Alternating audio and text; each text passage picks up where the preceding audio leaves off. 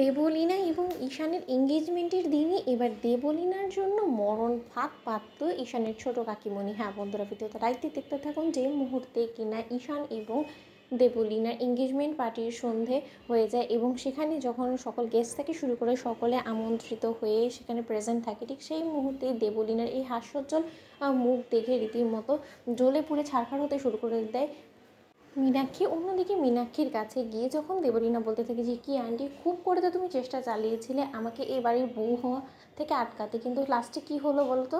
তুমি তো কোলঠাসা হয়ে পড়ে রইলে, এছাড়া কোনো কিছু আর উদ্ধার করতে পারলে না। তুমি তো কোনোভাবেই আমার এই বাড়িতে ঢোকাটা তুমি আটকাতে পারছো না। অন্যদিকে যখন দেবলীনা এটা বলে সেখান থেকে চলে যায়, ঠিক সেই মুহূর্তেই মীনাক্ষী বলতে থাকে যে দেবলীনা, সন্ধে তো মাত্র শুরু হয়েছে, সন্ধেটা কী করে শেষ হবে, কীরকমভাবে শেষ হবে এবং তখন তোমার কী অবস্থা থাকবে, আমি শুধু সেটার অপেক্ষায় রয়েছি। কারণ আজকের সন্ধেটা শুধুমাত্র আমি সকলকে চমক দেখাবো, তুমি নয় দেবলীনা। খুব বেশি উঠছো তাই না, তুমি খুব বেশি স্বপ্ন দেখছো যে তুমি গাঙ্গুলি পরিবারে বউ হয়ে আসবে।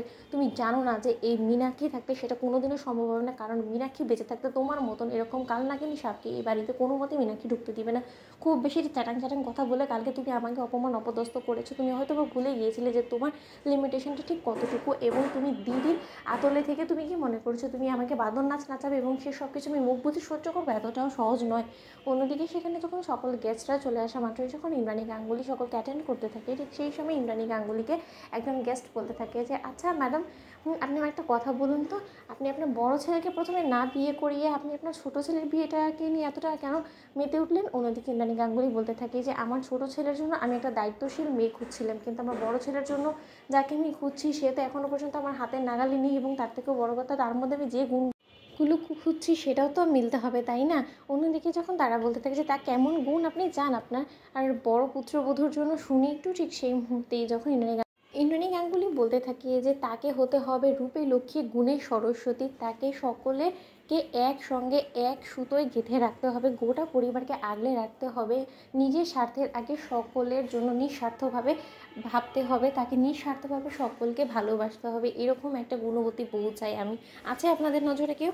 নেই। সে তখনই আসবে যখন কিনা ঈশ্বর তাকে আমার কাছে পাঠানোর ইশারা দেবে, এবং আমি সেই দিনের অপেক্ষা করে বসে আছি। অন্যদিকে ইন্দ্রাণী গাঙ্গুলির মুখ থেকে এই সকল গুণ শোনা মাত্রই আয়ুষের নজর গিয়ে পড়ে কুসুমের উপরে, এবং আয়ুষ বলতে থাকে যে ঠিক অবিকল মা, তুমি যেরকমটা বোঝো সেই সকল গুণ আমি দেখতে পাই কেন জানি না কুসুমের উপরে, এবং কেন জানি না আমার সবসময় মনে হয় যে কুসুমই হয়তোবা এই বাড়ির যোগ্য বউ হয়ে উঠতে পারতো, কিন্তু সেটা হয়তোবা কোনোদিনও সম্ভব না। কিন্তু আমি কুসুমের মনে তোমাকে নিয়ে যে পরিমাণে শ্রদ্ধা এবং ভালোবাসা দেখেছি সেটা হয়তোবা কুসুম ছাড়া অন্য কেউ তোমাকে করতে পারবে না, এবং আমি এই সংসারটা নিশ্চিন্তে ওর হাতে দিতে পারতাম। তোমরা কেন সাবস্ক্রাইব করো।